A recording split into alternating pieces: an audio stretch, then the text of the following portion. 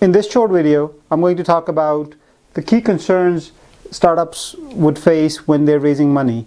There are three categories of concerns, and in each one of them I can make multiple videos on each areas, but essentially you have transaction concerns, you have tax issues, and then you have to worry about security law concerns.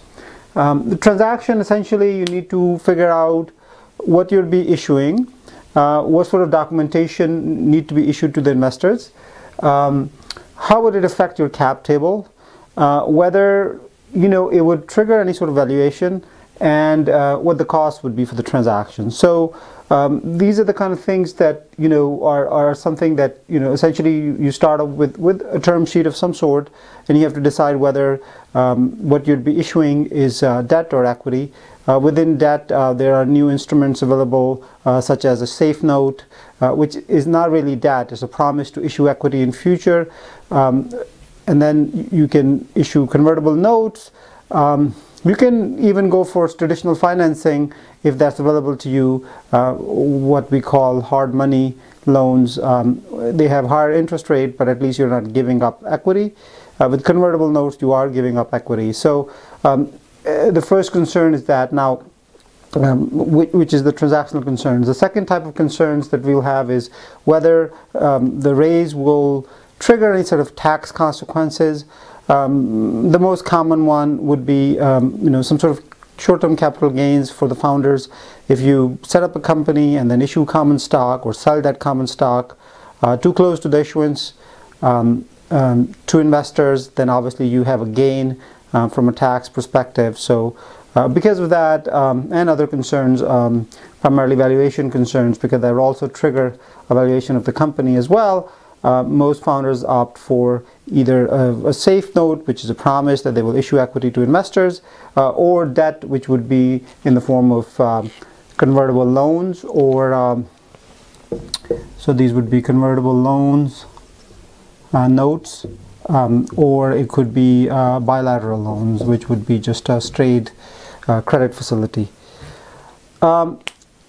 If the raise is large enough, usually justifying the cost of a raise, you could issue preferred equity, and usually and that's another way to raise money for early stage companies.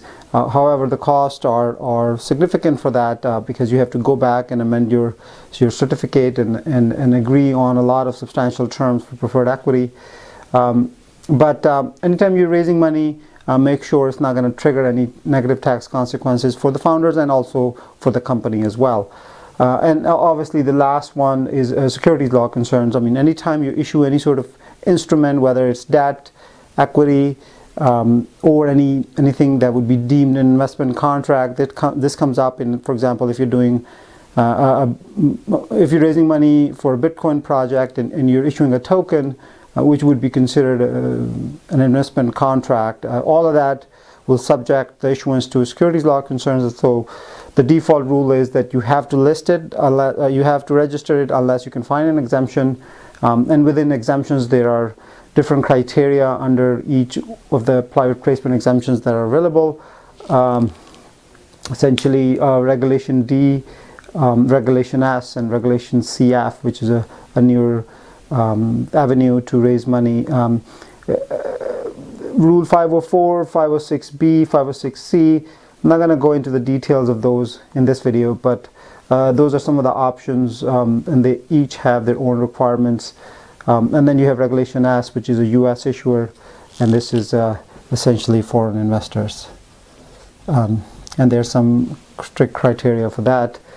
And Regulation CF with its crowdfunding platform. Make sure you're using a FINRA approved portal. You can go to FINRA's website and you can see the list of portals that are available. So that's just a short video of the key concerns when you're starting out on the financing project. Just things to consider before you delve deeper.